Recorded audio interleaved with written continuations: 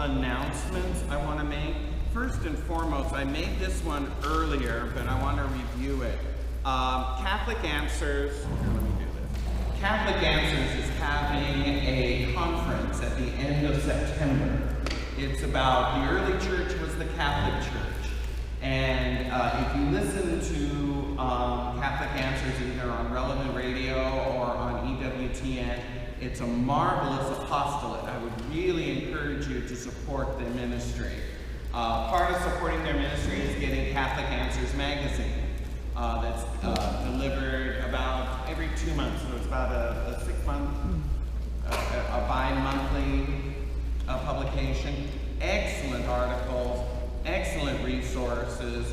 It is a lay apostolate that could certainly use your support. Part of the reason why I'm supporting this is because Catholic Answers was there when I was on my road to conversion as well. It was one of many lights. Could someone get the back door, please? Thank you. In my conversion. So I have a special affinity for them. Well, this conference that they're going to be doing, it's at the end of September. September 26th through the 29th, it's in San Diego. And it's about understanding that the early church was a Catholic church. And I'm reminded of what, oh, marvelous. Ask and you shall receive. I'm reminded of what soon-to-be Saint Henry Newman, Cardinal Newman, who himself was a Protestant convert, once said, and that is, to know history is to cease to be Protestant. And I could certainly relate to that. In my own discovery, in my own quest, in my own research into the Catholic faith, when I started looking at the early church, I found out that they weren't gathering together in little Bible study clusters and reading the scriptures and stuff like that, like you would at a Protestant service. If anything, they gathered around their bishops and they celebrated the Eucharist. And before they received the host, or before what we would call Mass begins, they would confess their sins. So you had all of these early, what would you say, signs of what the early church was like back then. And it didn't look Protestant, it looked Catholic. And it stayed that way since its beginning. That's how it got started, that's how it continues. And so this conference is to explore that. And so I would really encourage you, if you have the opportunity to go, I would definitely go. It's a Thursday evening, Friday, Saturday, and then there's a Mass on Sunday kind of conference. So I can understand if you can't take the time off, but if you can, I would recommend it very much. It's well worth the speakers that are there are ones that you've heard on Catholic Answers Radio. Jimmy Akins, Cy Kellett, Tim Staples, who else? Carlo Boussard. I'm thinking of some of the people that are on the station, Trent Horn, and others that are going to be there. So I would really recommend, if you have an opportunity to go. Where and when? It's in San Diego, September 26th through the 29th. You can go to Catholic Answers, their website, to get further details and schedule for that. So that's one thing I want you to be aware of. Couple of other things. I've been also another organization that helped transition me from the charismatic church that I was attending into Catholicism was the SCRC organization. SCRC stands for Southern California Renewal Communities. It's basically a Catholic charismatic group.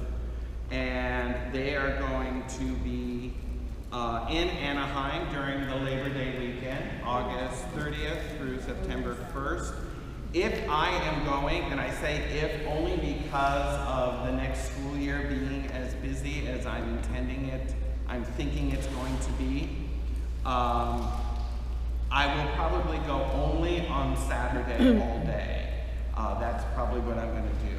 But there are some flyers up here. One of the more interesting tracks that they have is called the Christ Triumphant Track. What every Catholic needs to know about spiritual warfare. And they have Jeffrey Grove, Father Robert Spitzer, Dennis McManus, Gary Thomas, Father Gary Thomas, Dr. Cynthia Hunt, and Father John Farrar. I don't know how to put it. F-A-R-A-O. Almost all of them are exorcists in their diocese. And Father Gary Thomas is somewhat famous, I guess. He was the subject of the movie The Right. If you saw the movie The Right with Anthony Hopkins, it's about him. So he will be at this convention. I've heard him speak before in the past. If you're looking for drama and sensation, you won't find it. Let me tell you that right now. Almost all the exorcists that I've ever met are far from that. They're very, almost shy individuals. And you say, why? You know, and it's like, well, because they've had such interactions with the enemy. This is my interpretation, is that they need to stay humble. Because the enemy will take anything and just try and destroy you with it. Anything. Okay? So just be aware of that. Any weakness, any flaw, any failing, the enemy will exploit it. And all the more so if you happen to be in direct spiritual warfare contact with him, you have a big target painted on your spirit for the enemy to try and destroy you. You know, I am reminded of what the Curé d'Ars, Saint John Baptiste Marie Vianney, the Curé d'Ars, once was told by the devil. He used to wrestle with him a lot. He set his bed on fire once, you know, remarkable priest. Very similar to Padre Pio in that respect. Padre Pio used to wrestle with the devil. And one time, I'm not sure exactly how, but he manifested himself to the Curé d'Ars, and he said, if there were but 3 priests like you in the world, my job would be over. There were 3 priests in the world like you, my job would be over. So it's no wonder the enemy attacks our priests for just that reason. And all the more so when we have holy priests. So, like I said, if you're looking for a lot of sensation, save the trip to Anaheim, you're not going to find it. But if you're interested in knowing from, if you will, people on the front lines, priests on the front lines of spiritual warfare, then you will get some very interesting insights into that to help you. So that would be something I would recommend you looking into, and there are several flyers up here about that. Connie has also left some other flyers here. One about the spiritual exercises of St. Ignatius of Loyola. I know Alvaro has been through this. Connie has been through this. Several other people, Mary Lou and others, have done this. It's a free, no charge,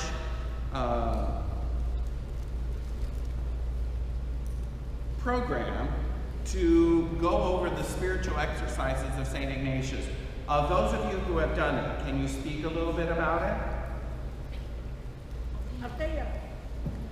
Alvaro, Monsignor. How did it help you?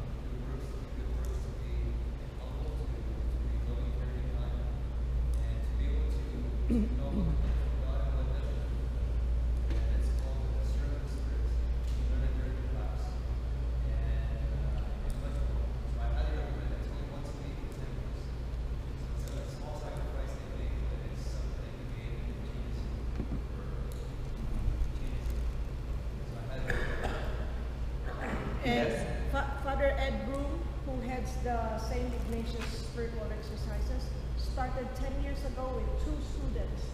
10 years later, there's 12,000 of us. So it's really the Holy Spirit. And then they also taught us how to memorize the 14 rules of discernment of the evil spirit from the good. So rule number 1. Person commits mortal sin after mortal sin is really going to hell. Rule number 2, the person cleanses himself by staying away, by trying, struggling, by he falls every now and then. Rule number 3, spiritual consolation. Rule number 4, spiritual desolation. Rule number 5, never change your plan. Number 5, etc., etc.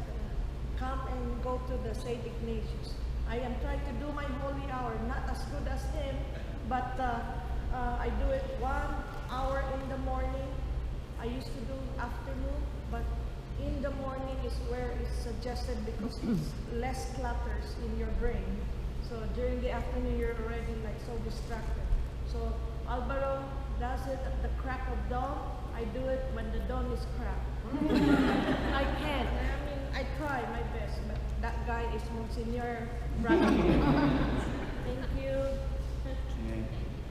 So, and then one thing I do want to promote before we continue. You all have this, right? Genesis, yes. If not, this is the book I would recommend if you get nothing else, that you get this for our initial. We're going to be in Genesis for quite a while, as you can see. So this will come in great handy as we go through. As far as the introduction to the Bible, as far as the introduction to Genesis, all the stuff that we've covered so far, the commentary is second to none, I would say, as far as scholarship goes.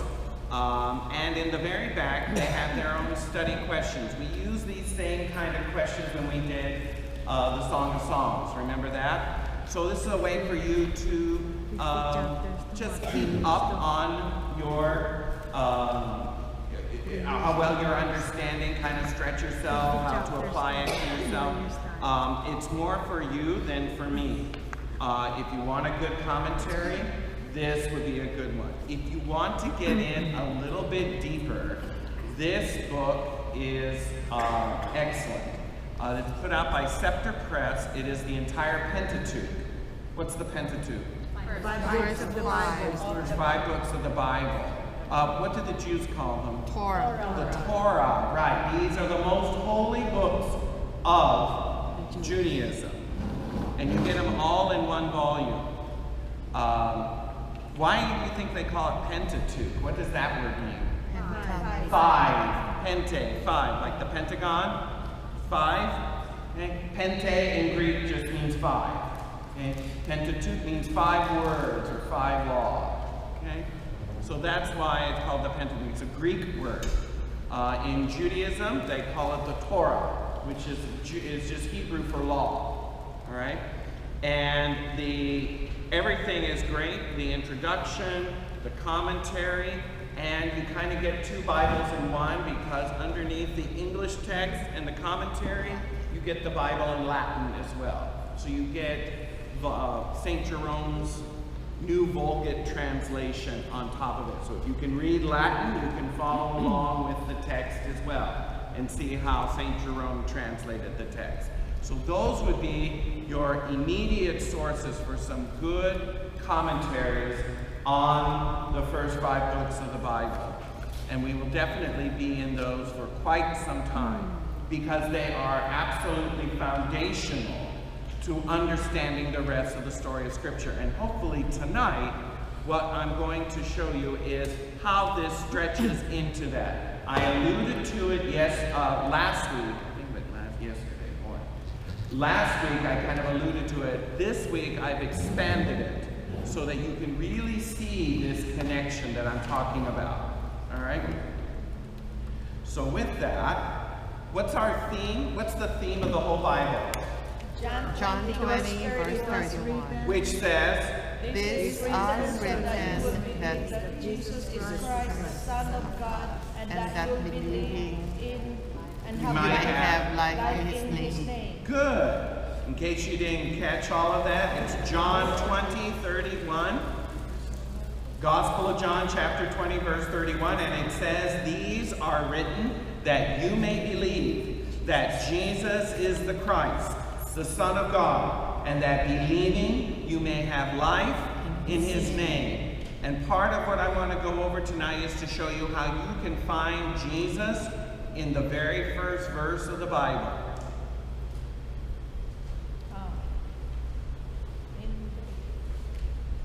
What is the first verse of the Bible? In the beginning, God. In the beginning, God created the heavens and the earth. That's what we've been studying for the past few weeks. That one verse. And we've discovered a lot about it. Tell me something about that verse.